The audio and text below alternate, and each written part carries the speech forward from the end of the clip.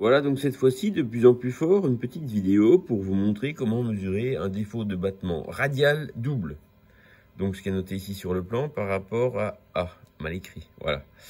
Donc on va aller observer ce cylindre-là, tolérance C, hein, qu'on va appeler comme tout à l'heure C mesure, voilà.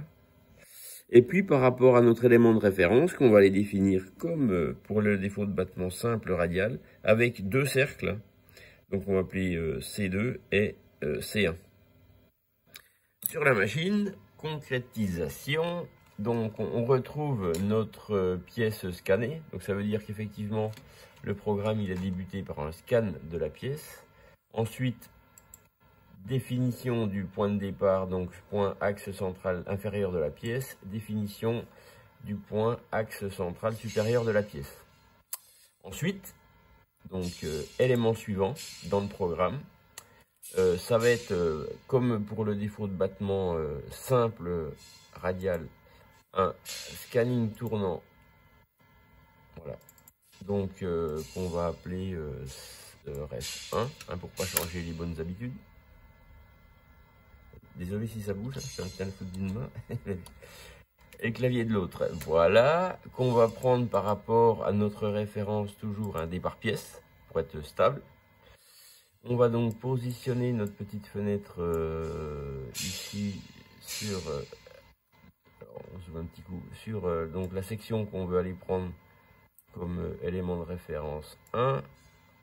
Voilà. Ici, un petit scan. On montre la machine qui s'énerve et voilà, la première section qui a été constituée. Même chose, cette fois-ci, pour hop, la section 2 de référence. Voilà, pièce scanning tournant. On va appeler ref2. Tac. Toujours par rapport, attention, hein, aux mêmes éléments de travail pour la machine. Donc le point bas de la pièce. Si on en a choisi un, on garde le même, quoi. Voilà. On positionne donc notre fenêtre comme tout à l'heure sur la partie. Vas-y. Hop. Enfin, sur l'autre section du cylindre, hein, de référence. On va prendre les deux sections au même endroit. C'est tout. Tac, un petit scan. Et deuxième élément de référence.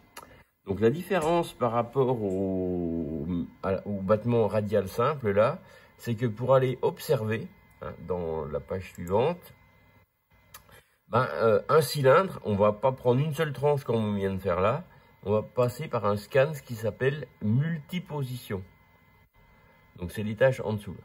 Voilà. Donc scan multiposition, on va l'appeler mesure, celui-là, ok. Pareil, pour se simplifier la tâche. Tac, voilà. On va le prendre toujours pareil par rapport, on va le positionner hein, par rapport à notre point de départ pièce. Et puis là, qu'est-ce qu'on voit la différence forcément sur la pièce? Comme on va aller observer un cylindre, on va avoir on va définir une tranche en fait.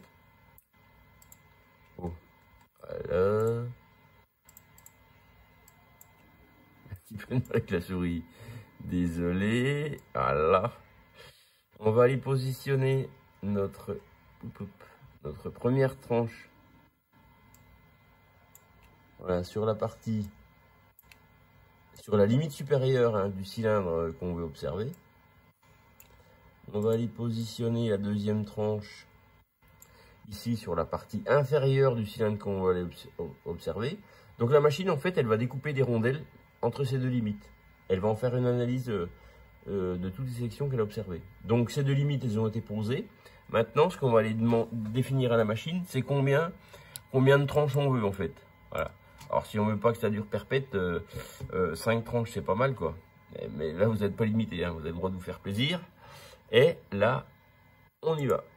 Donc forcément, vous allez le voir au final, ça prend un petit peu plus de temps, hein, puisqu'à chaque tour, la machine observe une tranche et à chaque fois, elle incrémente d'un pas.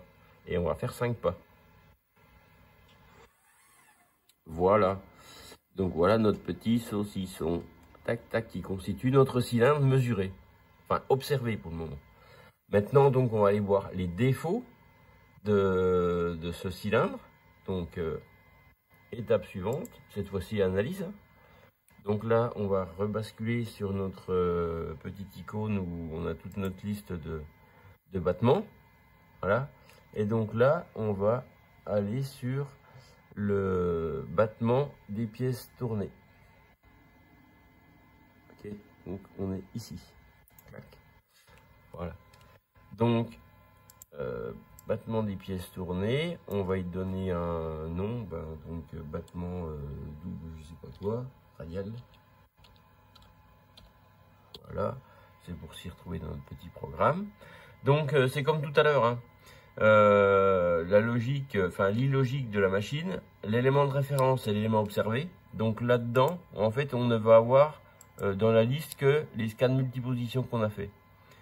Donc nous, on n'en a fait qu'un, du coup, qui s'appelle mesure, voilà.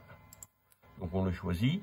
Et puis les éléments de référence, hein, c'est pareil, il faut que j'aille chercher mes deux cercles hein, qui constituent mon cylindre de référence. Donc le 1 et le 2, qu'importe l'ordre. Hein. C'est pas grave, voilà. Et puis là, un petit calcul pour boucler la boucle. Et puis donc là, 2 mm, c'est normal parce que la pièce elle est mal positionnée sur le mandrin. On le voit à l'œil. Et donc là, comme tout à l'heure, hein, on voit les deux éléments de référence qui sont sur les graphiques du bas. Et puis l'élément mesuré qui est sur celui du haut. Ok.